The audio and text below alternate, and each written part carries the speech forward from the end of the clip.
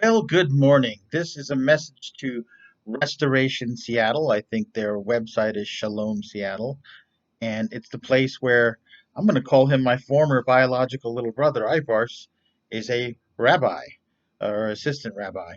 Um, I mean, Shalom, the Hebrew word, it means peace. It comes from Shalom Aleichem, peace be with you, which is just like Arabic, Shalom, Salam Alaikum, right? And also, historical Jesus is said to have said, "Peace be with you" or "Peace be upon you." So it's the greeting of the Abrahamic religions, but it extends elsewhere. Like in the Philippines, they say "Salamat" as they do in Indonesia, both the Muslims and the Christians, right? So peace is preferable to war, but you, Restorations Seattle, I mean, you decided to make war with me. You told me that I have a lawsuit coming my way for libel or slander or something, but all I've done is I have told you what I know or I've speculated using the First Amendment. But let me tell you what I know. Let me tell you about things that are facts. Your assistant rabbi, your Rabbi Aybars, um, he's not who he says he is. Okay, he's not who he says he is. Uh, Probably never has been, because at his core, he's a very dishonest person. But one thing a rabbi, teacher, a holy man, a knowledgeable one, whether you're a rabbi, a priest, an imam, or something else, you're supposed to be not just knowledgeable of the rules and ethics, but you're supposed to live them. You're supposed to attempt to live them, right? Um, but I mean, just look at the videos. For instance, there's a series he put out called 21 Days of Fasting and Prayer. Look at the videos. Look at the first one. Look at the last one. The man ain't fasted. He doesn't look like he's fasted to me. He looks like he put on weight. All right. So that usually doesn't happen during periods of fasting. Okay, but whatever. Maybe it's a kind of fast where you just skip one meal. I don't know. I don't know how you all do things in your place because you don't call yourselves a synagogue. You have the trappings of Christianity and Judaism and other elements all put together. Your rabbis don't dress like rabbis. They don't look like rabbis. To me, they don't sound like rabbis. Like I know Jewish people. I know actual Jewish people. I've even attended their holidays, right? I've even bowed my head in respect when they do their holiday ceremonies. All right, I have no problem with anyone's religion if it's not forced down my throat or used to justify something evil. But he uses his religion to call himself a holy man, and meanwhile telling all of you about family values and I listened to some of your sermons. Some of them I listened all the way through, but it's kind of tedious, and repetitive. But I try to get the gist of it. I try to look at stuff in the beginning, the middle, the end, and in the transitions. I try to listen, and sounds like fairly standard fare. There's a lot of talk of family. Let me tell you about my family. Okay, um, I had during the economic collapse, like a lot of people, and if many of you were alive that back then, maybe you had the misfortune to go through what many of us went through, which was horrible economic downturn. People lost businesses, people got evicted, like I did. My business I was hired to manage closed. My business partner screwed me. They didn't pay me half of what they were supposed to pay me. Then I got evicted. On my 40th birthday, I wound up moving in to someone's living room. And the next morning I woke up and I got a message from your rabbi, Aybars, saying, "Hey, here's a document. Dad just died. Here's a document. Print it out. Put a photo in the place that says photo. Come over and meet me in the train station, and then we're going to go to New York City to the Turkish consulate. And you're going to turn it in." And I'm like, "What is it?" I just asked, "What is it?" Like it. It's sort of like, "Hey, Dad died. Family, right? Dad died. Sign this. What is it?" Power of attorney. I already gave mom dad a power of attorney to manage my business, whatever business I have overseas, whatever my status is. Well, it's different. I'm like, how is it different? What is it? Tell me what it is. We emailed back and forth. Well, you're gonna, turns out They wanted me to sign away my inheritance, my rights to my inheritance. It's like, hey, dad died. You're not going to get anything, by the way. Sign this. Again, interesting way to. I'm like, I just became homeless. I just moved in to someone's living room, had to throw away half my shit. All right. Family, right? Um, and I said, I'm not going to sign anything. Well, why don't you just send me a copy of the will? Send me a copy of the will and then in English, notarized, so I know it's the real thing because I'm like something wacky's going on. Like, why is this happening? Right? That's not normal family behavior. Let's talk about your family values. Right? This is your rabbi. This is your holy man. This is the man who's supposed to teach you good values and how to be a family. And then as time went by, I mean, a member of your religion, this messianic religion that you have, said, I'm his legal representative. Turns out he wasn't really a lawyer. Um, said, well, if you're going to talk through me, you're not going to talk to your mother. You're going to go through me. I'm the one that's going to handle it. And I said, rather talk to my mother. Now, mind you, again, I had just been homeless. I had a rinky dinky like pre flip phone where I couldn't even talk to Turkey. I couldn't connect to Turkey. I had emailed my mom and I was getting nothing back. Eventually, a member of your religion that guided Aybars said, "No, you don't get to talk to your mother." I mean, it's like, what mother when she dies says, "You get to talk to me. You get to talk to me." The one that's in economic hardship right now, the one that is in the greatest economic hardship of the family because of the economic collapse, because I was out there, doing stuff, running a business, being part of America's, you know, capitalist economy, trying to make things happen. He doesn't get to talk to me, but what I'm going to do is, hey, why don't I get a lawyer? Turns out he wasn't, never been a lawyer, never passed his bar exam, right?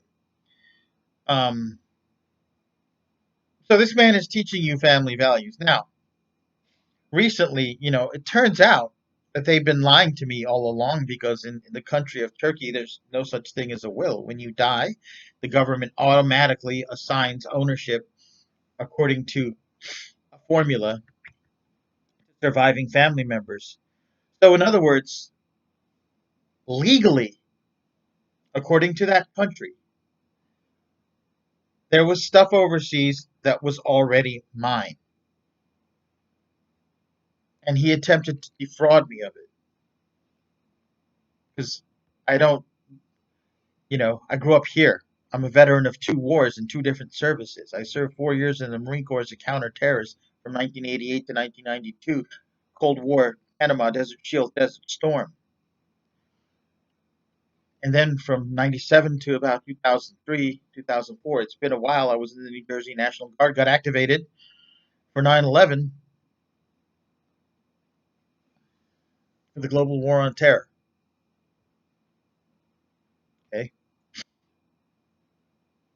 tried to defraud me and to get me to sign away my rights to property that by law was already mine. Well, it turns out now my family needs me because they want to sell a property overseas and they need my permission. And now they approach me after 11 years. After 11 years. Your rabbi is part of that effort. Your rabbi is actually in control of my dad's IRA account when he retired and left it here in the USA. Okay? That's not even connected to overseas assets that belong to me. So he gives me a pittance and then he claims he's going to give me more and then he just doesn't do it. He breaks his oath. It was all bait and switch anyway. It was all like to get me in a good mood to sign something to once again sign away property that is rightfully mine. I don't know how your families work. I don't know how you talk when cameras are not on. I've looked at those sermons. So it appears to me that you're basing your morality on the Bible, the New and the Old Testament, and maybe parts of the Talmud. I don't know, but where in the Bible does it say that you disobey laws, right? Render unto Caesar what is Caesar's, that type of thing. Where in the Bible does it say um, you take from other people or you deny them what is rightfully theirs? Both the New and the Old Testament, and I believe the Talmud. I'm not well versed in it, but I've read excerpts.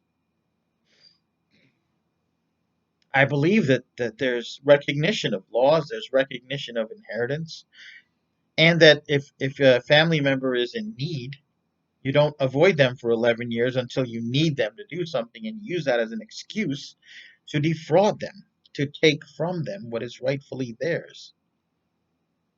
And now you, the congregation of Restoration Seattle, I mean, I assume that like most houses of worship, you give money, you give donations and you give tithes, and I don't know, you may have fees, you may attend dinners, you may do fundraisers, you may do silent auctions. I went to Catholic school, which is where Ibars got his early religious education. He talks about being raised Muslim. We were not a very religious household, and he was never, you know, he never looked or acted like a Muslim. I mean, he was dating a girl that was into Wiccanism and all this stuff, and used to dream about said he had dreams where he sold his soul to Satan. Um, you know, now he's a holy man with you guys, and you guys. I guess the way it works is your synagogue, and I know you're not. It's not even really a synagogue. Your place of worship takes the donations and uses it for operating expenses and discretionary spending. And it would be great if it was spent on charity. I know some of it goes to the main organization, and it looks like your organization is going to sue me for talking about what really happened. You're not going to stop me.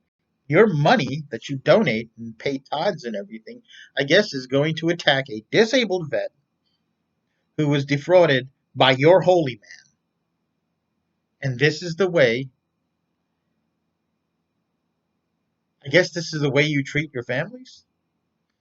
Is it really just believers and non-believers that you can be nice and polite to believers, but you can treat non-believers any way you like? This is America. I fought for your religious freedom and your freedom of expression and for the rule of law. My body was injured in the process. I get a VA disability check, but you guys can't garnish by law. So your lawsuit will be fruitless. So the donations you give, the charity you give, I guess instead of going towards feeding the hungry and the homeless, and glorifying whatever your version of God is, goes goes towards attacking a family member of your holy man, who is rightfully angered, justifiably defiant of the theft and fraud that occurred, and it's speaking out using the First Amendment. If I say something and I say I saw it and it was truthful, then it's the truth. And if I say something may have happened and I suspect some foul play may have happened, that's speculation, and that's protected by the First Amendment. And my wages, my disability check cannot be garnished from you. And I have no house or car, because at that moment, at the worst economic disaster of my life, during one of the worst economic disasters the United States went through, just like the one many of you may be going through now, my brother, your holy man, participated in an effort, and it was a group effort. There was at least one other brother involved. And your religious organization, a guy belonging to your religious organization, allegedly representing the law, participated in that, and I spoke out against it, and I will continue to speak out against that.